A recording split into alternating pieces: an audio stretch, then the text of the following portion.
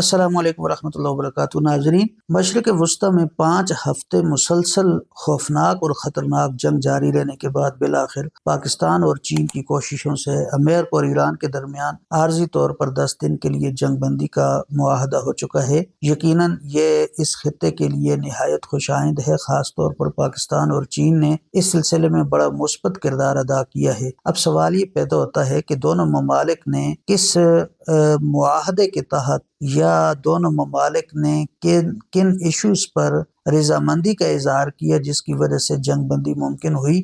تو اس سلسلے میں ہم نے بہت سارے جو تجزیہ کار ہیں ان کو پڑھا، مشرق وسطی کے جو ماہرین ہیں ان کا مطالعہ کیا، اسی طرح جو سابق سفارتکار ہیں ان کے تجزیے پڑھے ہیں، مختلف ممالک کے جو دفاعی اور عسکری ماہرین ہیں، اسی طرح جو معاشی ماہرین ہیں ان کے تجزیے ہم نے پڑھے ہیں، ریسرچ کی ہے، تحقیق کی ہے۔ اس کے بعد جو نچوڑ ہم نے نکالا ہے وہ آپ کے سامنے پیش کرنے کی کوشش کرتے ہیں۔ عموماً جب دو ملکوں کے درمیان مذاکرات ہوتے ہیں یا جنگ بندی کا معاہدہ ہوتا ہے تو ہمیں ان دونوں مذاکرات کاروں کے مصافحے تو نظر آتے ہیں، لیکن جو خفیہ معاہدہ جسے عموماً پبلش نہیں کیا جاتا، شائع نہیں کیا جاتا، منظر عام پر نہیں لایا جاتا، اصل وہ معاہدہ ہوتا ہے جو فائلوں میں دبا ہوا ہوتا ہے، دونوں ممالک کی انڈرسٹینڈنگ اس معاہدے کے حوالے سے ہوتی ہے۔ تو آج آپ کے سامنے ہم وہ خفیہ معاہدہ رکھنا چاہتے ہیں جس پر دونوں ممالک نے رضامندی کا اظہار کیا۔ تو سب سے جو پہلا ایشو تھا وہ ایران کا جوہری پروگرام تھا۔ ایران کے جوہری پروگرام کے حوالے سے مغرب بالخصوص اسرائیل اور امریکہ کو ہمیشہ تشویش رہی۔ انہوں نے ہر ممکن کوشش کی کہ جو ایران کا جوہری پروگرام ہے اس کو روکا جائے، اس کو تلف کیا جائے، اس کو ضائع کیا جائے۔ اس سے قبل بھی امریکہ اور ایران کے مابین اس حوالے سے کئی مرتبہ مذاکرات ہوئے، کئی مرتبہ مذاکرات ناکام ہوئے، کئی مرتبہ خلاف ورزیاں ہوئیں۔ بہرحال یہ اس خطے میں امریکہ کے حوالے سے ایک بڑی تشویش کی بات تھی کہ ایران کا جو جوہری پروگرام ہے وہ اسرائیل اور امریکہ کے حوالے سے کافی پریشان کن تھا۔ تو سب سے جو پہلا نقطہ وہ ایران کے جوہری پروگرام کے حوالے سے ہے۔ اب مسئلہ یہ تھا کہ ایران اپنا جوہری پروگرام جو شروع کیا ہوا ہے اس کا ایک سفر طے کر چکا ہے۔ اب ظاہر ہے اس کے لیے اس سے دستبردار ہونا، کلی طور پر اس کو ضائع کرنا، تلف کرنا، یہ بھی اس کے لیے مشکل اور ناممکن ہے۔ اس نے کٹھن حالات میں معاشی پابندیوں کے باوجود اپنا یہ سفر جاری رکھا۔ تو دونوں ممالک نے اس حوالے سے جو رضامندی اور آمادگی کا اظہار کیا وہ یہ ہے کہ ایران اپنا جوہری پروگرام جہاں تک پہنچا چکا ہے اس کو تو وہ ضائع نہ کرے، اس کو تلف نہ کرے، اس کو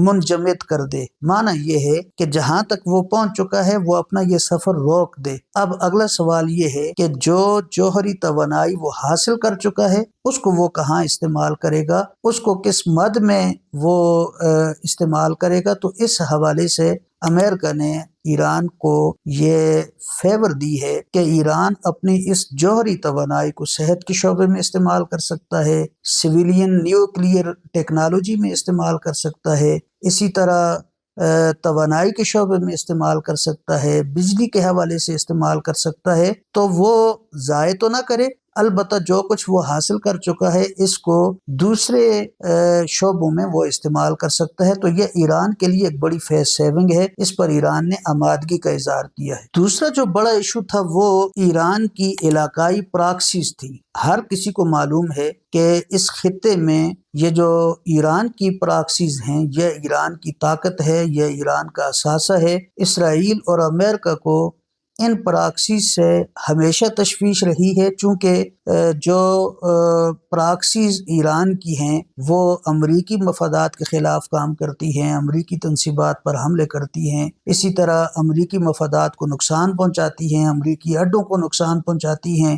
عراق میں الحشد الشعبی ہے، لبنان میں حزب اللہ ہے، یمن میں حوثی گروپ ہے۔ تو یہ سب ایران کے دست و بازو ہیں، ایران کی پراکسیز ہیں، ایران کا اثاثہ ہے۔ تو یہ دوسرا بڑا ایشو تھا علاقائی پراکسیز کے حوالے سے، چونکہ جو سمندری راستے ہیں وہاں سے امریکی جب جہاز گزرتے ہیں تو یمن کے حوثی ان پر اٹیک کرتے ہیں، حملہ آور ہوتے ہیں، نقصان پہنچاتے ہیں۔ تو امریکہ کے لیے یہ جو سمندری سفر ہے یہ بڑا خطرے والا سفر بنا ہوا تھا، تو اس حوالے سے مذاکرات ہوئے، اس حوالے سے ایران نے آمادگی کا اظہار کیا کہ ہم اپنی جو پراکسیز ہیں ان کو امریکی تنصیبات پر حملہ کرنے سے روکیں گے، اور ہماری پراکسیز خواہ عراق میں الحشد الشعبی ہے، لبنان میں حزب اللہ ہے، یمن میں حوثی ہیں، تو یہ پراکسیز امریکی تنصیبات کو نشانہ نہیں بنائیں گے،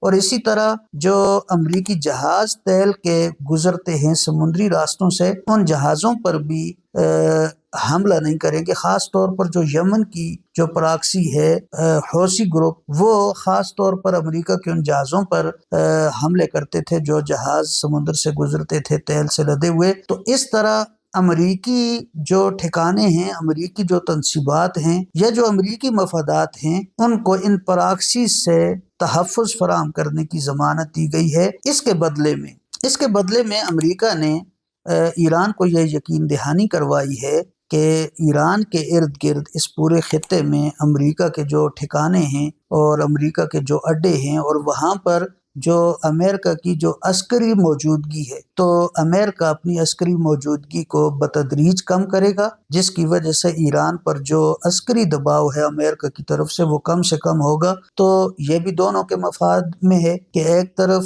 امریکی تنصیبات یا امریکی اہداف وہ محفوظ ہوں گے، اور دوسری طرف جو ایران پر امریکہ کی عسکری موجودگی کی وجہ سے دباؤ تھا، وہ دباؤ بھی کم سے کم ہوتا چلا جائے گا۔ تو ایک یہ پراکسیز کے حوالے سے ایک ایشو تھا جس پر دونوں ممالک نے رضامندی کا اظہار کیا ہے۔ تیسرا جو سب سے اہم ایشو ہے وہ ایران کی معیشت سے جڑا ہوا ہے۔ ایران کی معاشی پوزیشن بہت زیادہ خراب ہے، اور اس کی وجہ یہ ہے کہ ایران پر عالمی طور پر بہت زیادہ اقتصادی پابندیاں ہیں، بینکنگ کے حوالے سے پابندیاں، بلکہ اس وقت بھی جاپان، جنوبی کوریا اور دیگر بہت سارے ممالک میں ایران کے اربوں ڈالر پڑے ہوئے ہیں۔ تو جب ایران سے اقتصادی پابندیاں ختم ہو جائیں گی تو ایران ان بینکوں سے اپنی جو رقمیں ہیں یا جو ڈالرز ہیں وہ حاصل کرے گا، اپنے ملک پر خرچ کرے گا، جس سے اس کی معیشت میں بہتری آئے گی۔ اسی طرح جو دوسری عام پیش رفت ہے جو سگنل ایران کو دیا گیا ہے وہ ایران کے تیل کے حوالے سے ہے۔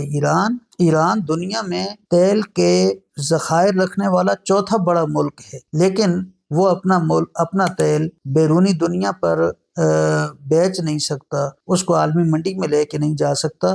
تو تیل کے حوالے سے ایران کو یہ سگنل دیا گیا ہے کہ اس کے تیل پر جو پابندیاں ہیں وہ بھی ہٹا لی جائیں گی۔ اس کا ایران کو فائدہ یہ ہوگا کہ ایران کا تیل عالمی منڈیوں میں جائے گا، اس سے زر مبادلہ وہ کمائے گا اور اپنے ملک کی معاشی حالت جو ہے وہ بہتر کرے گا۔ لیکن اس تیل کی وجہ سے امریکہ کو بھی ایک فائدہ ہے، اور وہ فائدہ کیا ہے کہ جب ایران کا تیل عالمی منڈی میں جائے گا تو خود بخود جو تیل کی قیمت ہے وہ 20 سے 30% جو ماہرین بتاتے ہیں کہ 20 سے 30% صرف ایران کا تیل جانے کی وجہ سے تیل کی قیمتوں میں کمی واقع ہوگی۔ اس کا امریکہ کو بھی فائدہ ہے، دیگر مغربی ملکوں کو بھی فائدہ ہے۔ جب زیادہ سپلائی ہوگی تیل کی تو ظاہر ہے خود بخود اس کی جو ریٹ ہے وہ کم ہوگی، جس کا ان ملکوں کو بڑا فائدہ ہوگا۔ تو تیل کے ساتھ دونوں ملکوں کے مفادات جڑے ہوئے ہیں۔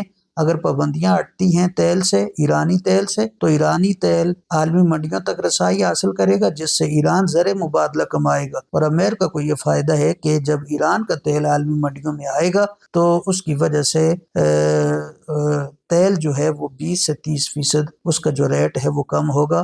تو اس طرح دونوں ملکوں کو اس کا فائدہ ہوگا۔ تو یہ چند نکات تھے جن پر مذاکرات ہونے ہیں اور جن پر دونوں ممالک نے کسی نہ کسی درجے میں آمادگی کا اظہار کر دیا ہے۔ اب حتمی جو معاہدہ ہے یا جو سائن ہونے ہیں وہ باقی رہتے ہیں، وہ عنقریب انشاءاللہ اسلام آباد میں ہو جائیں گے۔ تو یہ چند باتیں تھیں، تو یہ وہ خفیہ معاہدہ تھا جو ہم نے بڑی تحقیق اور بڑی ریسرچ کے بعد آپ کے سامنے رکھا۔ ذوالقرنین عباسی کو دیجیے اجازت۔ السلام علیکم ورحمۃ اللہ وبرکاتہ۔